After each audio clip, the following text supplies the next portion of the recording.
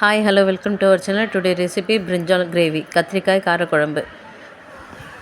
இது எப்படி செய்யணும்னு ரெசிபி சொல்கிறேன், நோட் பண்ணிக்கோங்க. ஒரு வானலில் எண்ணெய் ஒரு 3 டேபிள் ஸ்பூன் ஊற்றிருக்கேன். அது கூட மிளகு, ஜீரகம், காஞ்ச மிளகாய், கொஞ்சமாக நான் வடகம் சேர்த்துருக்கேன். அப்புறம் சின்ன வெங்காயம் ஒரு 10, பூண்டு பல் ஒரு 10 எல்லாத்தையும் சேர்த்து ஆட் பண்ணியிருக்கேன். ஆட் பண்ணி நல்லா வதங்க விடுங்க.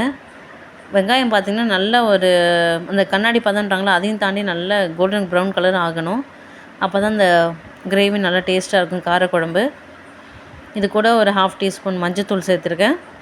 அதையும் போட்டு சேர்த்து நல்லா வதக்கிக்கோங்க. 2 தக்காளி அரிஞ்சு அதையும் சேர்த்துருக்கேன். இது கூட தக்காளி நல்லா வதங்கணும்.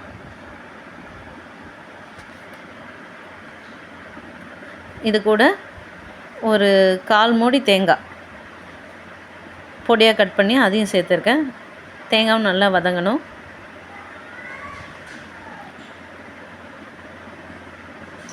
நான் இரும்பு வானல் யூஸ் பண்ணியிருக்கேன். இதில் செய்யும்போது காரக்குழம்பு நல்லா டேஸ்ட்டாக இருக்கும். வதங்கினதெல்லாம் எடுத்து ஒரு தட்டுக்கு ட்ரான்ஸ்ஃபர் பண்ணிக்கோங்க.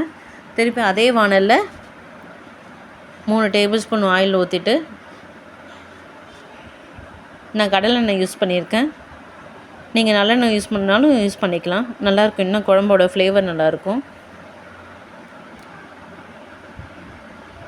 எண்ணெய் நல்லா காஞ்சதும் கடுகு, ஜீரகம் போட்டு நல்லா பொரிய விட்டுருங்க.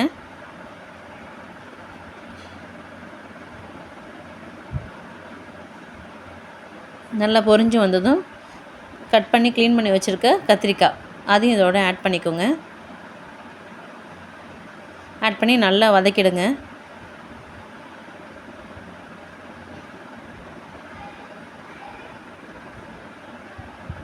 கத்திரிக்காய் நல்லா வதங்கணும், இல்லைன்னா ஒரு மாதிரி நறுக்குன்னு இருக்கும், டேஸ்ட் நல்லா இருக்காது. ஸோ நல்லா வதக்கிக்கோங்க. காய் நல்லா வதங்கிறதுக்காக இந்த டிஷ்ஷுக்கு தேவையான உப்பு இப்போயே நான் சேர்த்துடுவேன். ஃபுல்லாக உப்பு சேர்க்கும்போது காய் சீக்கிரம் வதங்கிடும்.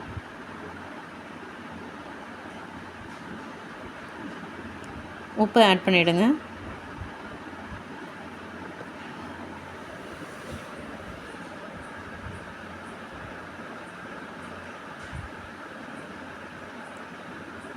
புளி ஊற வச்சுருக்கேன்.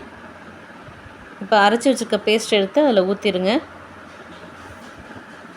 கத்திரிக்காய் கூட சேர்த்து அதையும் நல்லா மிக்ஸ் பண்ணி நல்லா வதங்க விடுங்க. இப்போ புளி தண்ணியை கரைச்சி வடிகட்டி அதையும் இதோட ஆட் பண்ணிட்டேன்.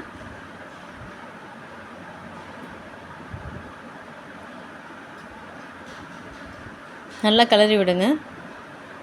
கொஞ்சமாக கருவேப்பிலை சேர்த்துருக்கேன். சேர்த்து நல்லா குழம்பு நல்லா கொதித்து வரணும்.